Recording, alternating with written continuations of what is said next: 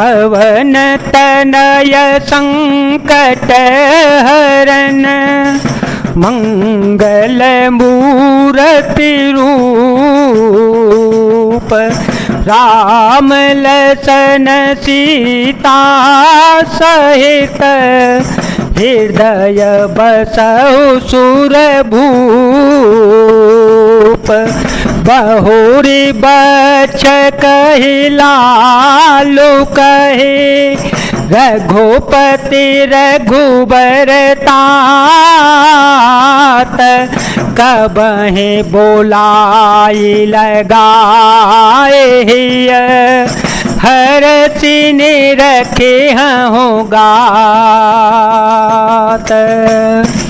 हे तात वत्स कहकर, लाल कहकर, रघुपति कहकर, रघुवर कहकर मैं फिर कब तुम्हें बुलाकर हृदय से लगाऊंगी और हर्षित होकर तुम्हारे अंगों को देखूंगी। लखि स्नेह कातरी महतारी, लखि स्नेह कातरी महतारी बचनु न आव बिकल भई भारी राम प्रबोध कीन विधि नाना समो स्नेह न जाए बखाना तब जानकी सासु पगलागी सुनिय माय में परम भागी सेवा समय देय बनु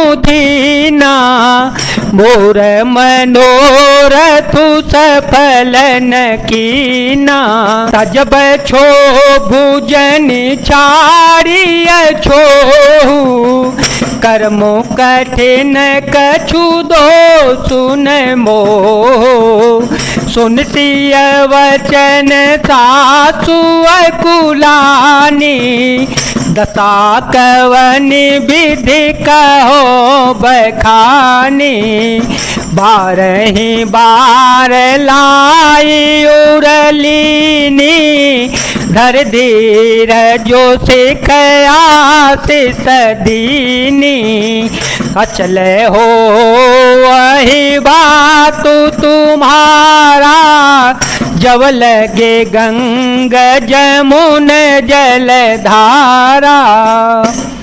यह देख कर के माता स्नेह के मारे अधीर हो गई हैं और इतनी अधिक व्याकुल है कि मुंह से वचन नहीं निकलता। श्री रामचंद्र जी ने अनेक प्रकार से उन्हें समझाया, वह समय और स्नेह वर्णन नहीं किया जा सकता। तब जानकी जी सास के पांव लगी और बोली, हे माता सुनिए, मैं बड़ी ही अभागिनी हूँ। आपकी सेवा करने के समय देव ने मुझे वनवास दे दिया, मेरा मनोरथ सफल न किया। आप क्षोभ का त्याग कर दें परंतु कृपा न छोड़िएगा। कर्म की गति कठिन है, मुझे भी कुछ दोष नहीं है। सीता जी के वचन सुनकर सास व्याकुल हो गई।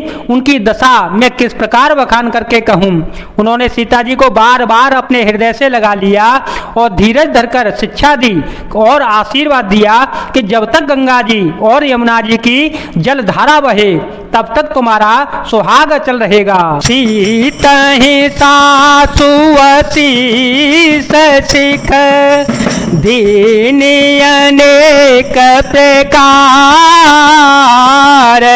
चले नाय पद पदोम सिरो अति हित बारहि बार।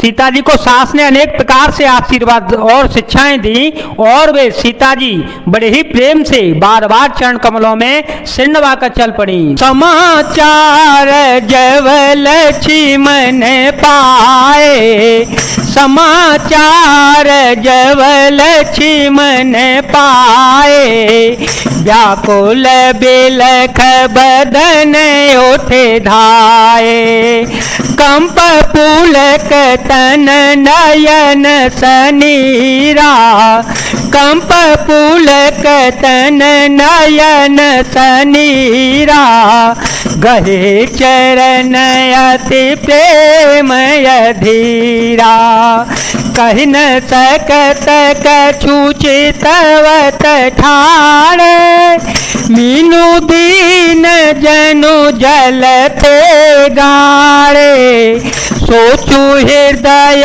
विधि काहु निहारा, सब सुख शुक्र तुसिरान हमारा, मो कहूँ काह कहवर गुनाथा, रखे हैं भवन किले हैं साता, राम बिलो की बंधु कर जोरे, देह गेह सवसन तनु तोरे।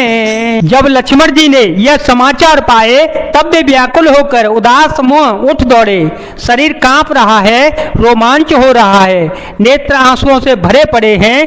प्रेम से अत्यंत अधीर होकर उन्होंने श्री राम जी के चरणों को पकड़ लिया। वे कुछ कह नहीं सकते, खड़े खड़े देख रहे हैं, ऐसे दीन हो रहे हैं मानो जल से निकाले जाने पर मछली दीन हो जाती है।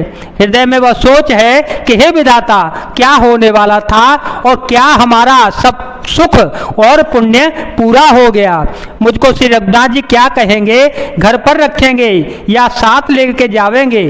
श्री रामचंद्र जी ने भाई लक्ष्मण को हाथ जोड़े और शरीर तथा घर सभी से नाता तोड़े हुए खड़े हुए देखा।